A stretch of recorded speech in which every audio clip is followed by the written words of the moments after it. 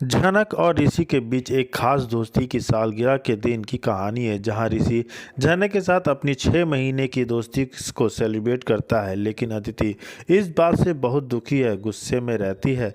जी हाँ दोस्तों, हम बात कर रहे हैं स्टार प्लस के शो झनक की। तो दोस्तों, आगे बढ़ने से पहले अगर आप हमारे चैनल पर नए हैं तो इसे सब्सक्राइब कर दीजिए, साथ ही बेल आइकन दबाना ना भूलें। वीडियो अच्छा लगे तो इसे लाइक जरूर कीजिएगा। चलिए आगे बढ़ते हैं दोस्तों। जैसे कि झनक ऋषि की 6 महीने की दोस्ती की सालगिरह मनाता है। एपिसोड की शुरुआत झनक और ऋषि के बीच एक खास मूड में होता है, जहां ऋषि झनक के साथ उनकी 6 महीने की दोस्ती की सालगिरह मनाना चाहता है। वह झनक के लिए एक खास डिनर तैयार करता है और उसे बधाई देता है। आज उनकी दोस्ती के 6 महीने पूरे हो गए हैं। ऋषि झनक को बताता है कि वह इस दिन को इसलिए मनाना चाहता है क्योंकि उस दिन जब वह झनक से मिला और उसके साथ शादी हुई, उस वक्त उसने एक अच्छे दोस्त को पा लिया था। वह कहता है कि चाहे वे पति पत्नी ना हो, लेकिन झनक उसके जीवन में एक बहुत खास दोस्त बन गई है। झनक भावुक हो जाती है और इसी झनक इस बात को उससे बहुत भावुक हो जाती है और आंखें उसकी भर जाती हैं। वह याद करती है कि आज उसकी माँ की सालगिरह भी है और वह बहुत दुखी है कि उसकी माँ अब नहीं है। वह कहती है कि अगर उसकी माँ आज जिंदा होती तो शायद उसे दर्द और दुख को समझ पाती। जनक कहती है कि अब इस रिश्ते का कोई फ़ायदा नहीं रह गया, लेकिन फिर भी वह ऋषि के साथ इस दोस्ती को महत्व देती है। वह ऋषि के बनाए हुए खाने को खाती है और उसके इस खास इशारे के लिए धन्यवाद करती है। इस बीच अदिति भी इस बात को जान लेती है कि ऋषि झनक के साथ 6 महीने की दोस्ती की सालगिरह मना रहा है। वह इस बात से बहुत दुखी और टूटी हुई महसूस करती है कि उसके पति उसके बजाय उस झनक के साथ ऐसा खास मूड बना रहे हैं।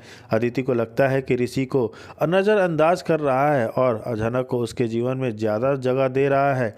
वह इस बात पर बहुत गुस्सा होती है कि उसके घर में उसकी पति और झनक के बीच ऐसा खास बंधन बन गया है, जबकि वह दुखी उसकी पत्नी है। अदिति घर में बहुत तनाव में रहती है और बार बार यही सोचती रहती है कि ऋषि उसके बजाय झनक के साथ ऐसा खास मूड क्यों बना रहा है। वह अपनी माँ इंदुमती और दादा दादी से इस बात पर बात करती है, उन्हें बताती है कि उसके घर में उसके साथ बहुत अपमान हो रहा है। अदिति रोती है और कहती है कि उसके घर में उसके साथ बहुत दुर्व्यवहार हो रहा है। उसके पति उसके बजाय झनक के साथ रहना पसंद करते हैं। वह यह भी कहती है कि उसे लगता है कि उसका घर अब उसका नहीं रहा है। एपिसोड के अंत में ऋषि झनक के साथ उसकी दोस्ती तो सेलिब्रेट करता है और उसे बताता है कि वह उसके साथ खड़ा रहेगा। वह झनक को खाना खिलाता है और उसे बताता है कि वह उसके साथ खुश है। इसी वक्त अदिति अपने दर्द के साथ अकेले बैठी रहती है और यह सोचती रहती है कि उसके पति उसके बजाय झनक के साथ ऐसा खास मूड क्यों बना रहा है। एपिसोड यहीं पर ख़त्म होता है कि आगे देखने का होगा कि क्या अदिति इस दर्द को कैसे संभालेगी और इसी झनक के साथ ऐसा खास बंधन बनाना रहता रहेगा कि नहीं। जी हाँ दोस्तों, देखना काफ़ी ज़्यादा दिलचस्प हो गया है। वहीं दूसरी तरफ देखने को मिलता है कि यानी नूतन की आखिरी चिट्ठी भी पढ़ी जाती है, जिसमें और भी बड़े राज सामने आते हैं। अनिरुद्ध के परिवार वाले और दुश्मन बहुत परेशान हो जाते हैं कि अब झनक का असली रिश्ता सामने आ गया।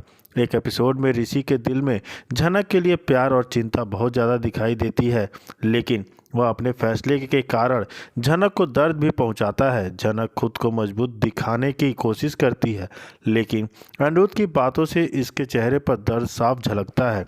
ऋषि अपने दिल में झनक के लिए जो प्यार महसूस करता है छुपाने की कोशिश करता है, लेकिन झनक ऋषि अपने दिल में झनक के लिए जो भी रखता है वो दिखा देता है, परेशान रहता है। जी हाँ दोस्तों, ऋषि अपने दिल में झनक के लिए जो प्यार महसूस करता है उसे छिपाने की पूरी तो कोशिश करता है, लेकिन आंखों में झनक के लिए दर्द और तकलीफ दिखाई देती है। वह अपनी प्रेम कहानी को किस मोड़ पर ले जाए, इस बात को लेकर बहुत परेशान है। नीलू किचन में ऋषि के लिए खाना निकालती है और झनक को बहुत कुछ सुनाती है, जिसमें झनक के लिए बहुत गंदी तरह से इंसल्ट करती है शामिल भी होता है। वह झनक को बताती है कि अब झनक पर से ध्यान हटाकर खुद पर ध्यान दे, वरना ऋषि उसकी तरफ नहीं आएगा। इस बीच ऋषि वहां आ जाता है और नीलू का प्लान फेल कर देता है। वह नीलू से सामने झनक की केयर करता है और साफ साफ कहता है कि झनक को पूरी तरह से प्यार से बात करनी चाहिए, क्योंकि झनक इस परिवार का पूरा हक है। नीलू के सामने ऋषि की ये बातें उसके घमंड को टूटने की शुरुआत दिखाती है, लेकिन यह भी साफ नहीं होता कि वह वाकई बदलेगी या नहीं। झनक भी अपने आप को मजबूत दिखाने की कोशिश करती है और अनिरुद्ध की बातों का करारा जवाब देती है। अगले एपिसोड में दिखाया जा रहा है कि कैसे वह इस बीच ऋषि, जी हाँ दोस्तों, अगले एपिसोड में हम देख रहे हैं कि कैसे कोर्ट में ड्रामा का सीन होता है और असली झनक पहचान के बाद ऋषि कैसे रिएक्ट करता है। इस बीच सब नीलू अदालत में झनक के वकील डीएनए टेस्ट की मांग को लेकर जज के सामने ठोस दलीलें पेश करते हैं, क्योंकि झनक का दावा है कि वह नूतन की असली बेटी है और इसकी असली डीएनए रिपोर्ट छुपाई गई है। अनिरुद्ध के वकील मिस्टर घोष इस मांग का कड़ा विरोध करते हैं और इसे अनिरुद्ध के मान सम्मान को ठेस पहुंचाने की साजिश बताते हैं। साजबाती कोर्ट को बताती है कि अनिरुद्ध ने झनक को रास्ते से हटाने के लिए किचन में साजिश रची थी ताकि उसका अतीत छुपा रहे। वह यह भी कहती है कि अनिरुद्ध डीएनए टेस्ट से डर रहा है क्योंकि उसके अतीत का सच सामने आएगा। कोर्ट में नीलू गवाही देती हुए झनक के खिलाफ झूठा बयान देती है और उसे लालची और धोखेबाज बताती है। वह कहती है कि झनक सिर्फ पैसों और संपत्ति के लिए लड़ रही है, न कि न्याय के लिए। इस पर झनक भावुक होकर कहती है कि वह सिर्फ अपना हक और अपनी मृत मां के लिए न्याय चाहती है, न कि किसी संपत्ति। वह निडर होकर अपने पिता पराशर का बचाव करती है और कहती है कि एक अपराधी की बेटी होना उसे गुनहगार नहीं बनाना।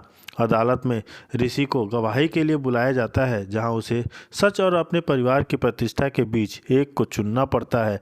ऋषि अपनी अंतरात्मा की आवाज़ सुनता है और झनक की ईमानदारी की तारीफ करते हुए अनिरुद्ध के खिलाफ कुछ कड़वे सच बोल देता है। अदिति ऋषि के इस बयान से भड़क जाती है और कोर्ट रूम में ही झनक पर चिल्लाने लगती है, जिसे जज द्वारा शांत कराया जाता है। इस बीच ऋषि झनक के खिलाफ अपने पिता के आपराधिक रिकॉर्ड को लेकर फिर से हमला किया जाता है, लेकिन झनक डटी रहती है। पुलिस कोर्ट में बताती है कि उस पर लापता मैनेजर के बारे में एक महत्वपूर्ण सुराग मिला है, जिसमें आग वाली रात कैटरिंग का जिम्मा संभाला था। अनिरुद्ध को डर सताने लगता है कि अगर वह मैनेजर पकड़ा गया तो आग लगाने की पूरी योजना सबके सामने आ जाएगी। जी हाँ दोस्तों, अदालत में एक नया वीडियो फुटेज पेश किया जाता है, जिसमें कोई संदिग्ध व्यक्ति किचन के पास जाते हुए दिखाई दे रहा है। अनिरुद्ध का चेहरा डर के मारे सफ़ेद पड़ जाता है, क्योंकि वह फुटेज उसकी पोल खोलने के लिए काफ़ी नज़र आती है। जज इस मामले की गंभीरता को दिखाते देखते हुए पुलिस को आदेश देती है कि उस संदिग्ध व्यक्ति को 24 घंटे के भीतर पेश किया जाए। कोर्ट के बाहर अदिति झनक को गंभीर परिणाम भुगतने की धमकी देती है, लेकिन झनक अब पीछे हटने को तैयार नहीं है। वह जाति से साथ मिलकर अपनी अतीत जीत के लिए अगली रणनीति तैयार करती है और भगवान पर भरोसा रखती है।